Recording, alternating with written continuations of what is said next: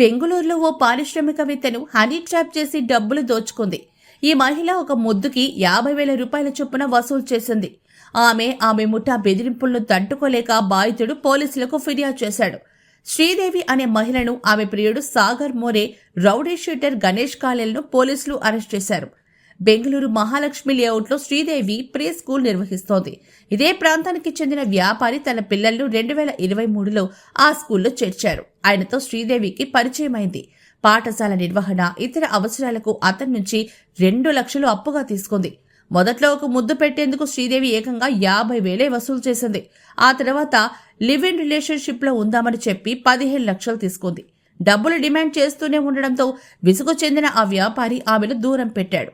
వీడియోలు, ఫోటోలు నీ భార్యకు పెడతానంటూ రౌడీ షీటర్ల సాయంతో బెదిరించడం మొదలుపెట్టిన శ్రీదేవి ఏకంగా ₹1,00,00,000 డిమాండ్ చేసింది. దీంతో పోలీసులను ఆశ్రయించాడు సదరు వ్యాపారి.